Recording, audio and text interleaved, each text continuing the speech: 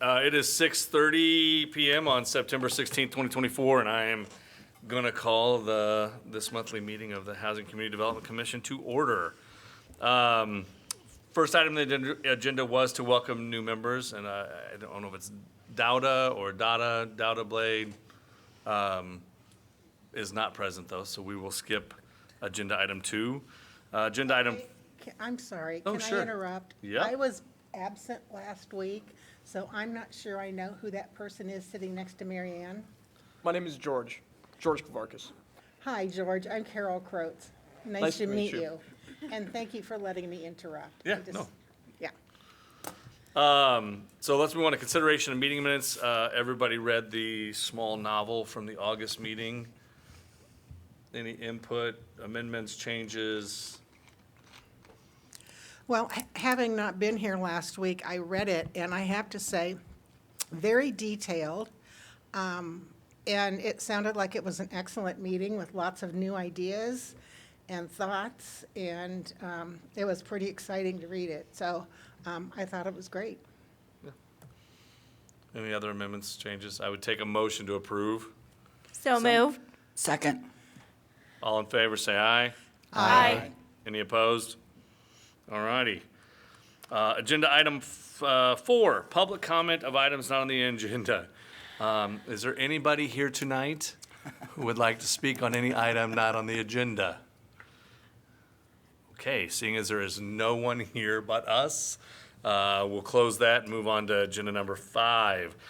The Consolidated Annual Performance and Evaluation Report, CAPER, an update on city projects and programs. I will hand it over to staff. All right, thank you for that introduction. This is our annual report that we do at the end of every fiscal year. The city's fiscal year starts in July and it runs through June.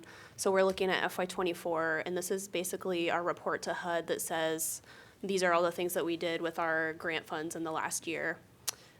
So the context of this report to be kind of thinking about as it relates to your work with HCDC. So you have a couple different grant opportunities that come through this commission. So there's the CDBG and the home funds, and that ties directly to this CAPER.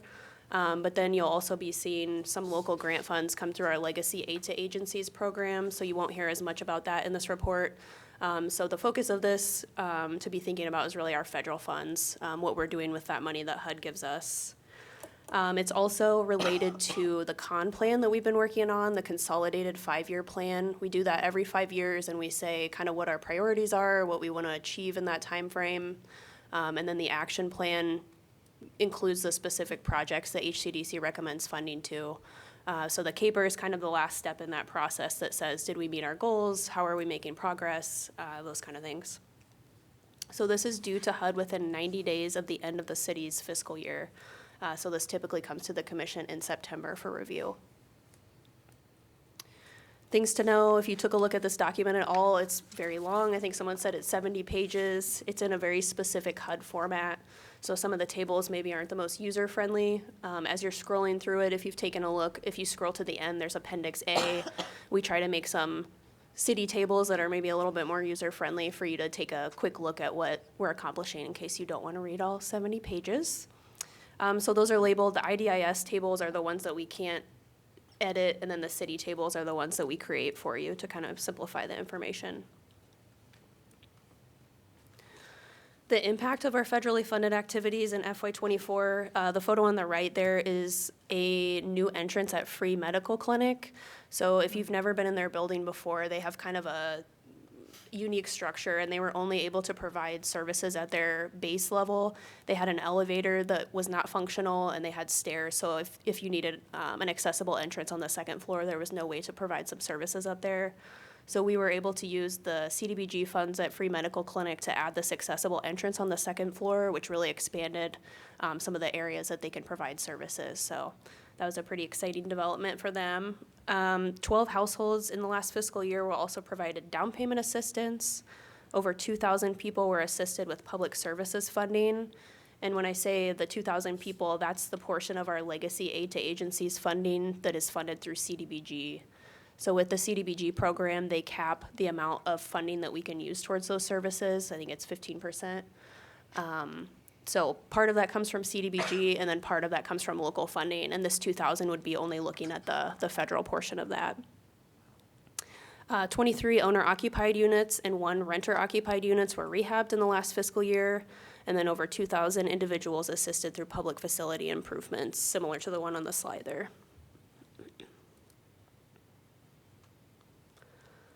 Some highlights in FY24, the photos on the right there are a couple units that were rehabbed and sold through our South District program. For anybody new, our South District program, the city acquires duplex units. We use local funds to rehab them, and then we use federal home funds to provide down payment assistance to income eligible buyers. So it's kind of a little before and after of a couple of the units that were both sold.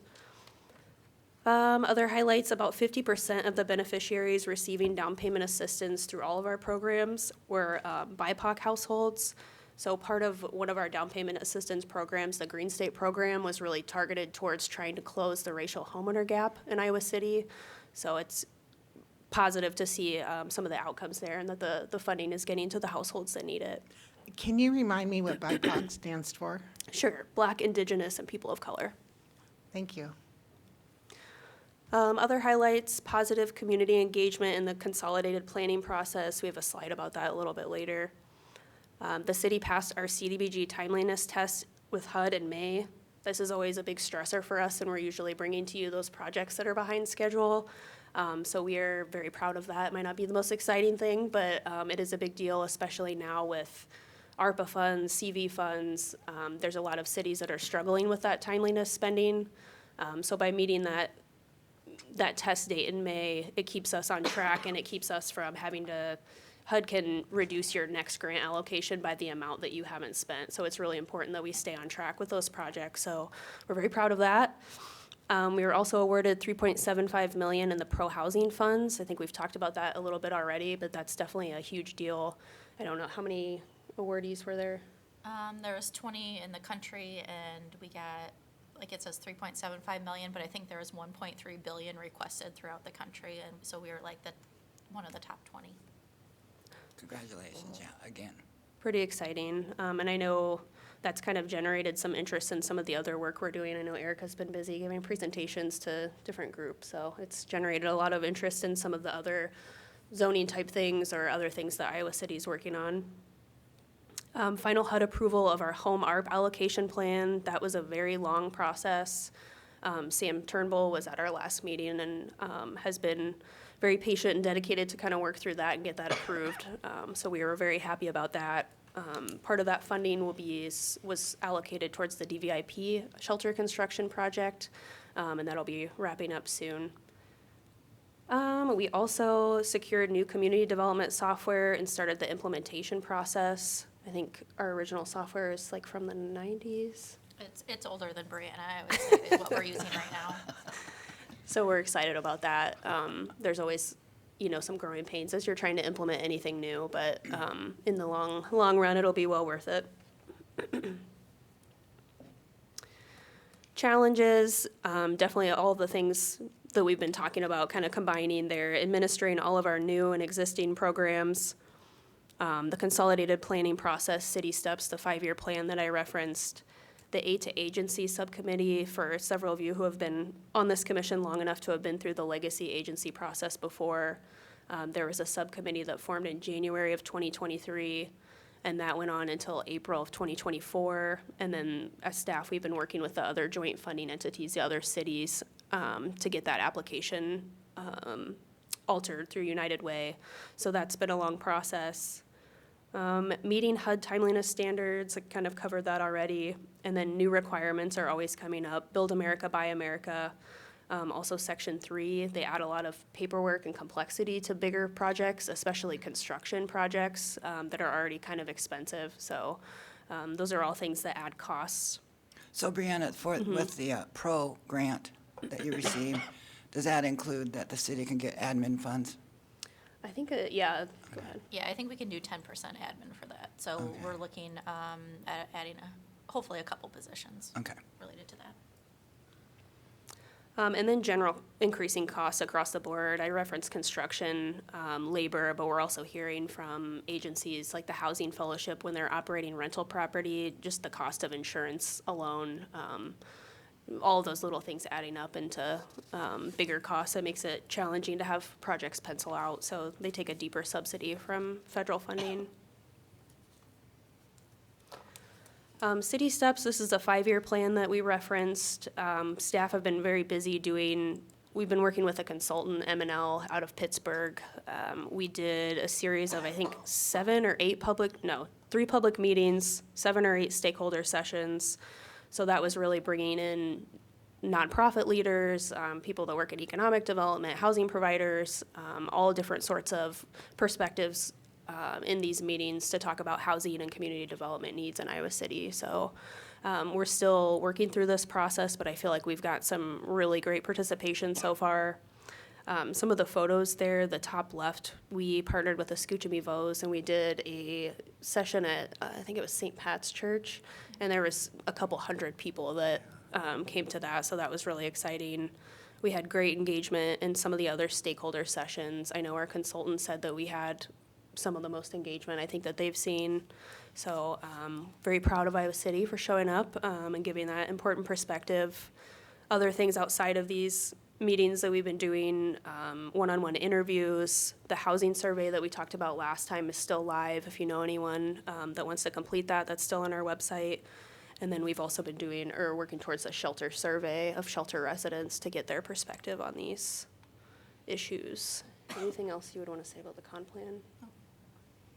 Oh, I would say that the timeline for the comp plan is we expect to have a draft by the end of the year to you guys ahead of our CDBG and home allocation cycle.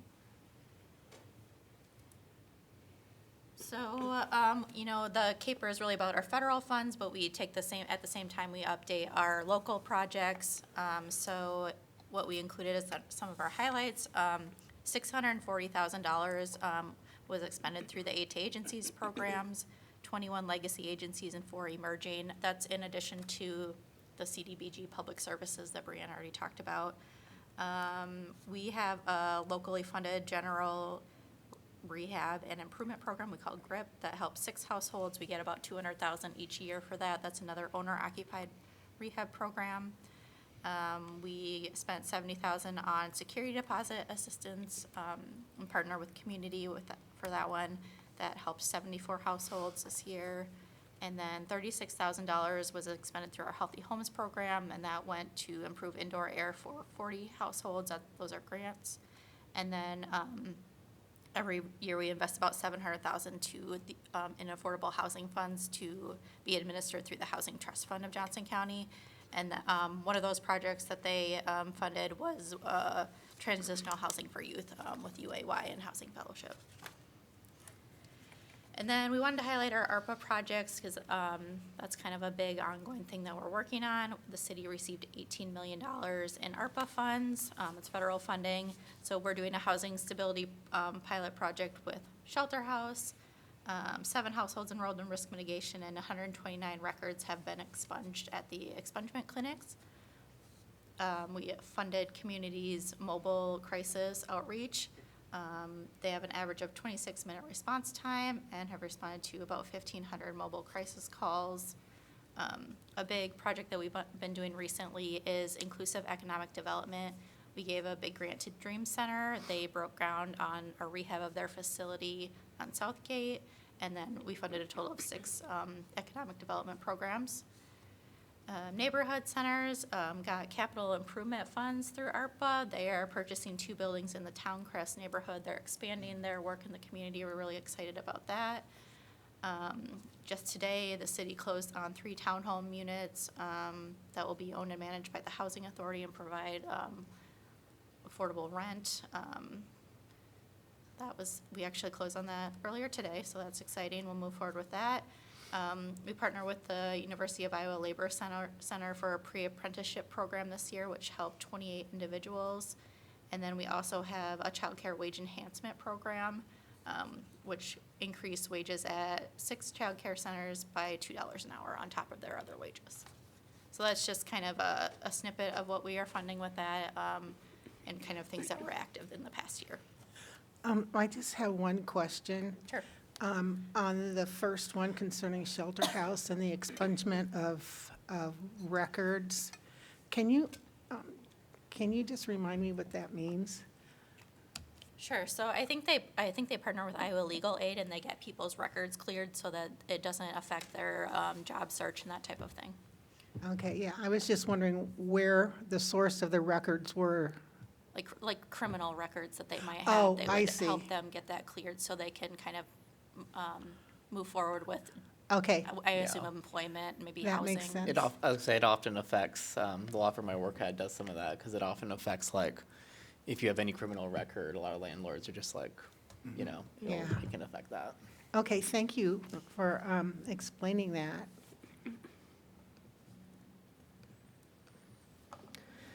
The next step in this process, we bring this to HCDC for your review. Any comments that you want to make will be included in the minutes and submitted to HUD. HUD has 45 days to review, and then they would typically approve the plan. Any questions about the plan? This is not a question about the plan, but, so to administer all of these programs, how many staff at the city works on these? Is there more than you two? It's Brianna, Sam Turnbull, and me for the most part. Our housing rehab program, we have staff for that, but they're not doing general administration of the grants. It's a lot of it is Brianna, I would say, if we're being realistic. She's the project manager for most of it, and then Sam does a lot of the kind of ARPA COVID type projects. She's the manager for those. And then we have a part-time staff who does our down payment assistance, and then 2.5 staff who do like our owner-occupied rehab program or programs, and then like our self-district program. And then all the property management goes through the housing authority, which we don't have a lot of staff for that either, but yeah. Okay, thanks. Carol, any input? Anything? I'm sorry, what? Anything from you, No, Karen? No. Okay. I'm all right. George, all right, James. I thought you were singling me out, and I Nope, was, nope. I want to make sure everybody gets a chance. I want everybody to feel like they can contribute, not hold back. I was looking at your face trying to read it, and it wasn't happening. I have 4 questions that popped up when I was looking through it. Page 39. There's one of the properties that says the rental inspection was in 2022 and it wasn't due again until 2026. And there's some mention that these 2 properties aren't on the same schedule as, that's just a really long period for 4 years I just want to make sure that was not a typo, that it was on a 4-year. It's 10.cr-50, page 39, sorry. I think that'd be more of a Stan question. I'm not sure if you have any. We are typically on an annual or 2-year schedule for all our properties. I don't know what would be. And so that's we'll why, get that's it, the only, yeah. it said it was done in 2022 and the next one wasn't scheduled till 2026. That's And probably so a typo. I just thought it was a long, yeah. Page 43 to 44, there's a section that talks about number of people assisted. But then that table that's there doesn't actually have the number of people assisted. It has like activities or like, yeah, that one. This one? Yeah. So this report is our Section 3 report, and what Section 3 is basically trying to give job opportunities to people that are low to moderate income. It's race and gender neutral, so they track labor hours based on income.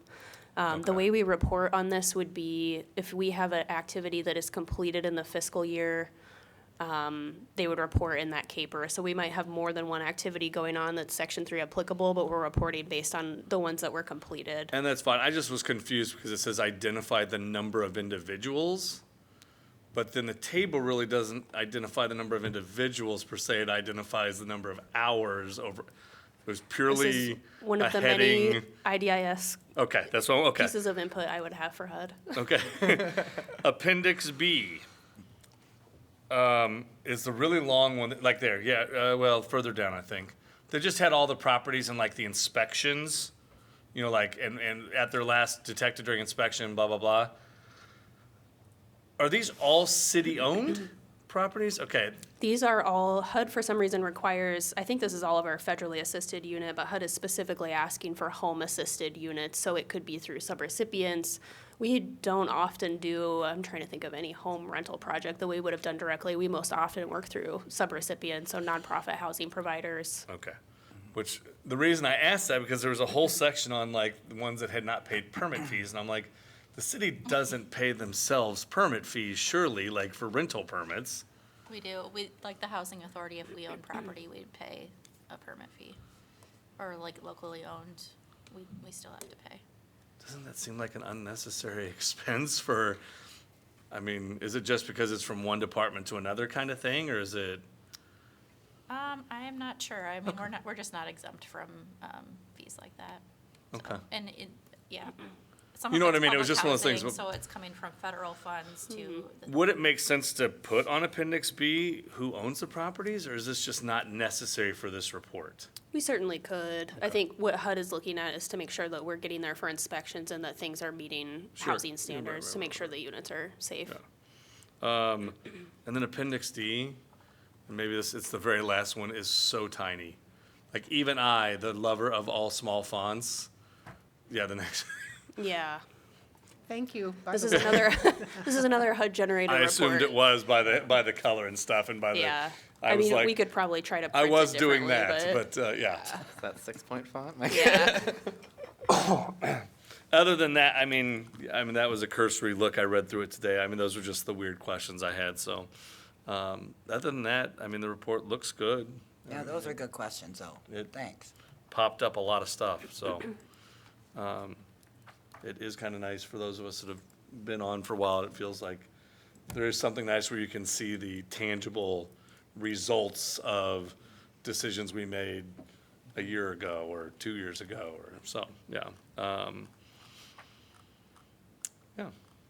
Any other input, thoughts, questions? We don't need to vote on this approval tonight, or do you want us to go ahead and take a vote on approving it? Yeah, we would have you vote to approve it, and then Alright. we'll submit it to HUD probably this week or next Okay. week. Then I would make a motion to approve the report with clarification on the typo or the potential permit question, but can I get a motion? I make a motion, oh, Oh, no, go ahead. Can I get a second? Second. All in favor? Aye. Any opposed? Ayes have it. Kyle, can you read me the address on that unit that you asked about? Do you have that in front of you? It's okay if you don't, I'll find it. I don't, there were 2 properties listed, and it says under the heading, it's on page 39, and it said something to the effect of like, these are on their own weird HUD inspection schedule, and it was just 2 properties. Okay, I'll track it down. That is helpful, thank you. This is page 39. Well, scroll down. It's in that section, for sure. Okay. It's the next page. Maybe it's page 40. Lexington This- Place, yeah, Lexington Place says the inspections conducted 3/3/2022. The rental permit is valid through January 31st, 2026. Yeah, 1229 Shannon Drive. Okay, I'll look into that. I know that is maybe one of the properties that we have that has more assisted units. I think there's special rules when you have a certain amount of units, but I'll look into that. Agenda item number 6, staff and commission updates. Any updates from commission members?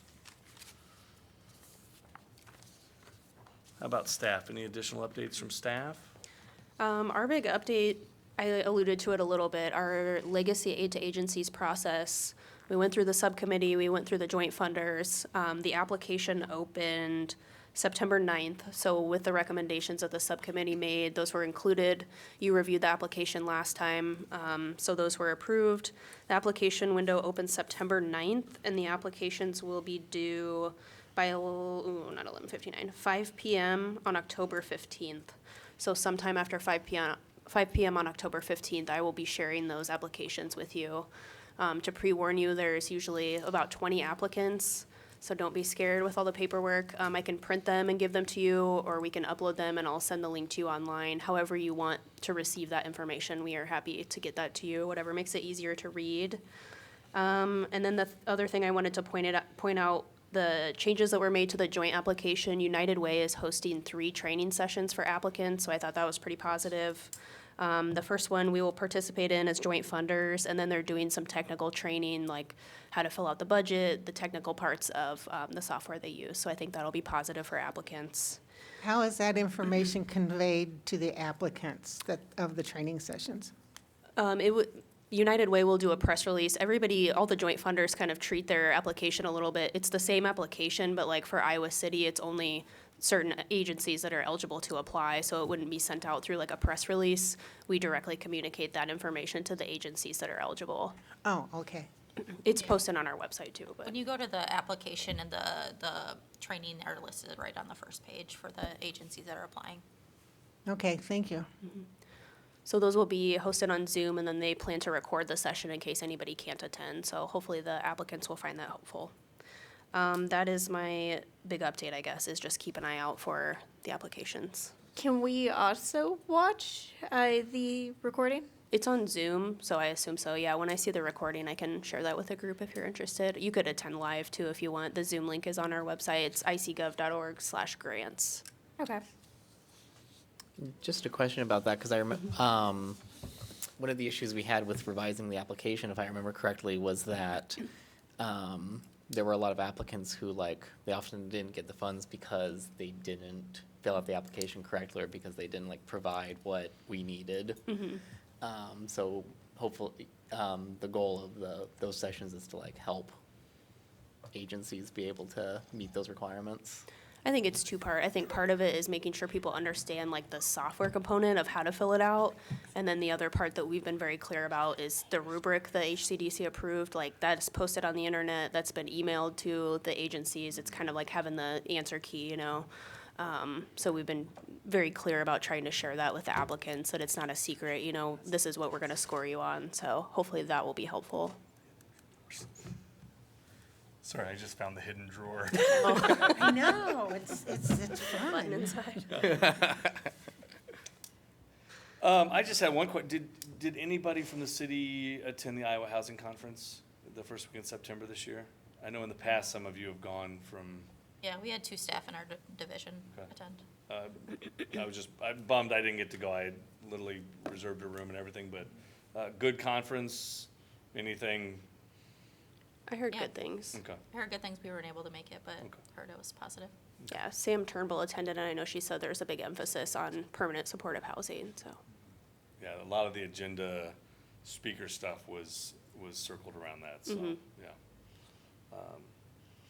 Well, anybody have anything else?